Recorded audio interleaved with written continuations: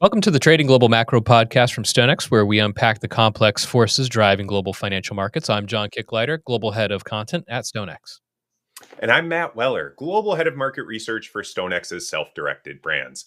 Each week in this podcast, we explore the macroeconomic trends and geopolitical events shaping Forex, equities, commodities, interest rates, and more. John, what is our topic this fine day? Our topic this week is going to be one that you suggested, a good one, and I think it fits well into the global macro perspective and the way that we like to see and evaluate certain themes in markets and execute them in different asset classes. But it's a look at prediction markets, which are certainly growing in popularity in certain areas of the world. Sports betting, economic betting has been around for a while, but it has garnered a lot more traction, I think, in the past couple of years here in the United States. And I think if the U.S. is any kind of indication, anything, it often leads to a a spread of regulatory shift as other compliance or regulatory entities will somewhat mirror the United States in its adoption of different products or different financial offerings. So reinforcing where it already exists and potentially introducing the product to places where it didn't before. But let's dive into prediction markets, Matt. What interested you in this and to bring it up as a topic? It ties in really well with last week's podcast where we were talking about where you get your information. I still think, for economic information, something like a economic calendar going straight to the source where that data is created is a valuable way. But and I'm sure you've noticed, John, in this field, there's kind of a tension where in many cases, people, pundits, analysts want to be right, but they're not particularly incentivized to be right. So at the end of the day, money is the greatest motivator, and these prediction markets are where people are actually putting up real money and will either make or lose money based on the accuracy of their predictions. So this, for me at least, I think goes back to the 2016 election where we were starting to get some results. This was President Trump, who ultimately won, versus Hillary Clinton. As many would recall, Hillary was heavily favored, and taking pundits from the New York Times or whatever, giving her a 99% chance. Prediction markets were a bit more balanced. They still favored Clinton winning. She ultimately didn't, of course. But what is interesting is these prediction markets are one of the quickest to react to some of the new data that we were getting. So it's both very timely, and I think it's a good alignment of incentives for areas where perhaps we don't traditionally have. I don't want to say objective, because by no means is this objective, and we'll talk about some of the limitations, but an attempt at objective data, or at least a situation where incentives are aligned with people trying to anticipate. And you use the word betting here in the US. That's a kind of a fraught term, and anyone at Kalshi or Polymarket will tell you they're in the prediction business.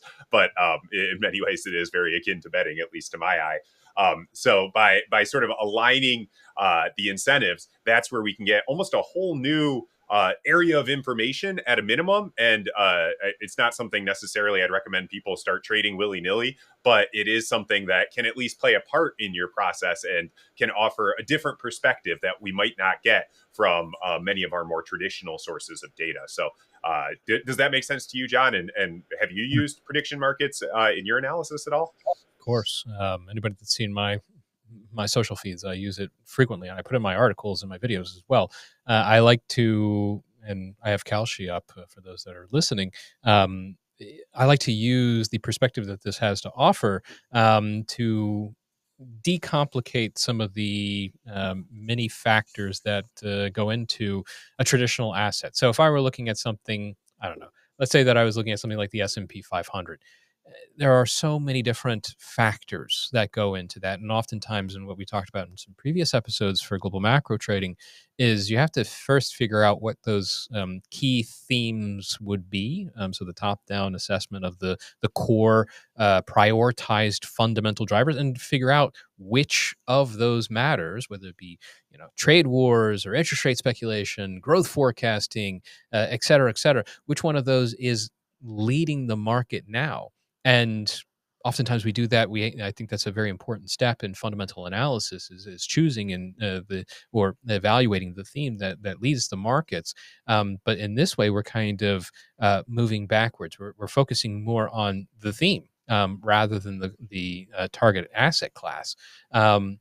And I think that makes for very interesting opportunity because while, let's say, trade wars aren't important right now, watching the development and the sentiment behind it can be very important as it gets to, especially if you're going to traditional markets, it starts to hit ahead, and then all of a sudden priorities flip, and we might have been focusing on interest rates, but now we're focusing on trade. For those that weren't following the evolution of trade, which most of us don't have time. This is why we're here. We're trying to shortcut it for you, but it it it catches you all of a sudden. You are out of step with the fundamental drive. So I think it's extremely useful in terms of that analysis, and that's why I include it oftentimes. And I have in multiple aspects and interest rate expectations for the Fed. Obviously, the U.S. government shutdown. There aren't a lot of good measures for that in the traditional markets. You can try to position a perspective of the dollar or interest rate products or something along those lines, but you're going to commingle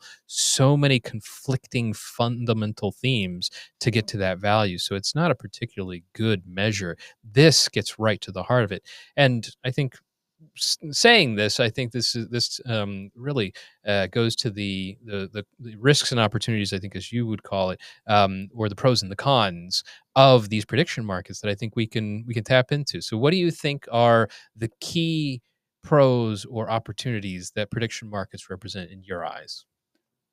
I love your framing there. You use the word decomplicate some of the factors that might drive markets. I might even say partition some of the risk. Where if you have a view that you're confident the S&P 500 is going to go up, so you're comfortable holding long spot, unless tariffs against China across 200% or something like that. There's a way to just peel off that and more directly hedge it rather than trying to read these missives and anticipate what's going to happen when Trump and Xi call each other. You could just theoretically, and maybe in a future state, I'm not sure how deep and liquid these markets are, but you could place a bet that says, "Hey, I'm full long, but as a partial hedge, I've got a bet in this market that might offset some of that risk." So I think it's very useful in that way, and that point can sort of be broadened out. We're pulling up Kelshi here in the corner for our audio listeners. Is the Fed decision in December whether the Fed's going to maintain its current rate or cut interest rates? It's pretty close to a coin flip now.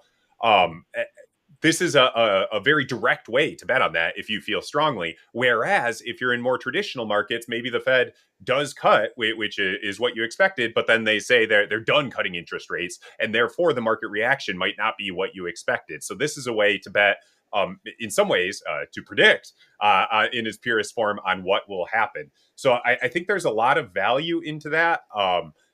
And the other thing I wanted to note here are some of the risks. So you've got this Kelshi contract up. Kelshi is one of the big providers.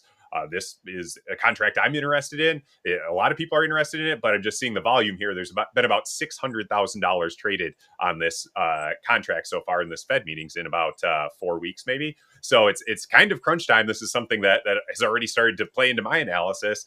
But it's not a very deep liquid market, which has maybe offers some opportunity for smaller traders because that means large hedge funds haven't come in here and necessarily priced it in an efficient way. But it also, sort of limits the accuracy of the information. Perhaps it's just $600,000 of kids in their parents' basement that have a vendetta one way or another. That leads it to not necessarily accurately reflecting. Whereas if we were to contrast that with CME FedWatch, which is a tool I know you're familiar with, that tries to interpolate the odds of an interest rate decision based on Fed funds futures, that's has billions of dollars flowing through it, but it's not an exact bet as the Kelshi one is, because there's, based on the way these contracts are played out over the course of the month, whether the meeting's early or late, that can kind of tilt these odds slightly, and CME FedWatch even disclaims that somewhere on this page. But you can see a slight difference there, whereas at this exact minute, CME FedWatch is pricing in a 60% chance that the Fed holds, whereas I think that was closer to 55 on Kelshi.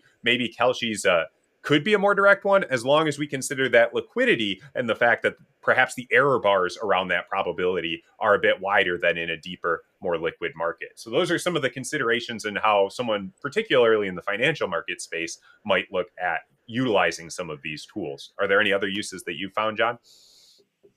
Uses, I think it is good informational, bar none. In terms of active trading and hedging, it's questionable because you have the additional cons or risks in terms of fund security. Obviously, quite a Hmm. large Kalshi, and there's a lot of large companies that do these kind of predictive markets around the world, but they're not anywhere near as liquid as something like an equity index, certainly not an exchange rate or a currency, where there's very heavy exposure. There's a lot of multiple firms that are backing each other, and that gets in also to the consideration of regulatory stability.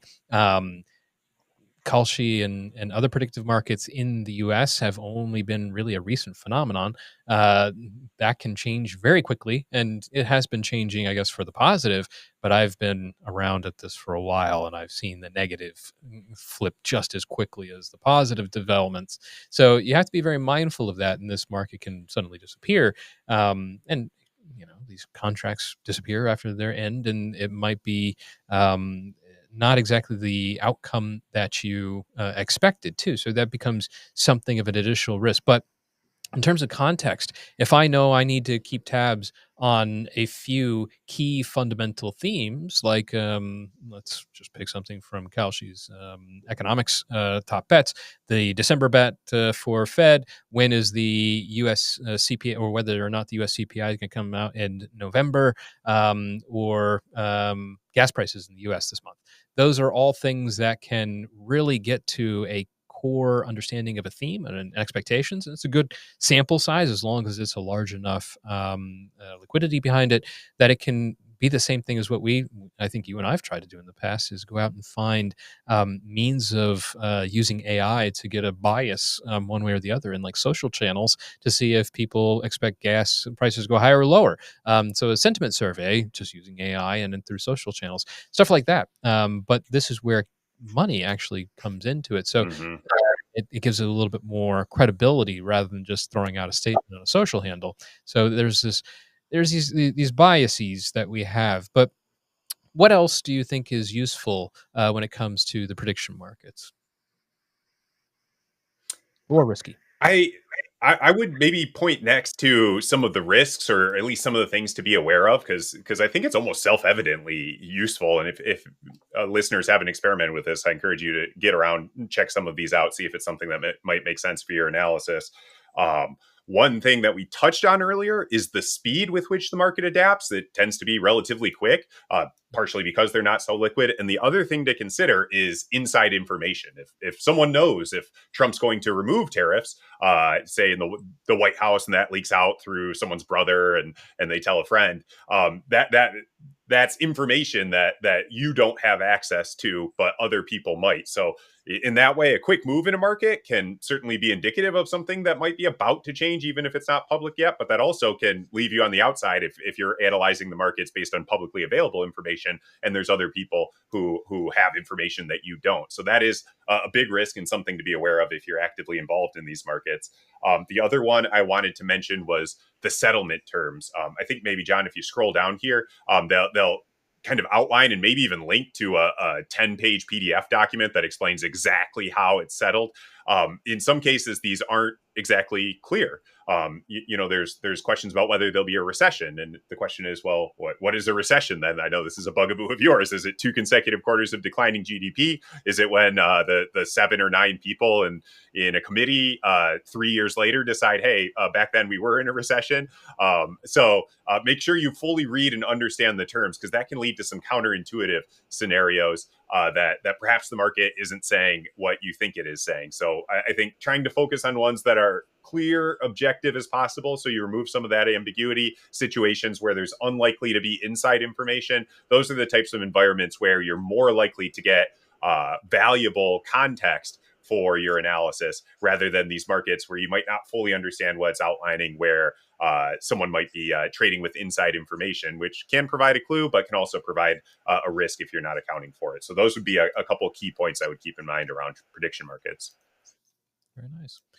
All right. If you haven't checked out prediction markets, I think it's very useful. It's very interesting. Not necessarily suggesting anybody trade it if Mhm. it's proper for you, then that's a personal decision. But from an analysis perspective, you can give you some very interesting and supplementary insights that can really help you with whatever core market that you're interested in or trading, or be even just a passive observer if you're looking at these types of themes to see how they unfold. And we do it all the time in sentiment surveys that are more traditional, like University of Michigan Consumer Confidence in the United States, or you look at political polls. But this puts markets to it, and when money's attached, it can draw in a lot more and very particular interests. So it's something to certainly look into.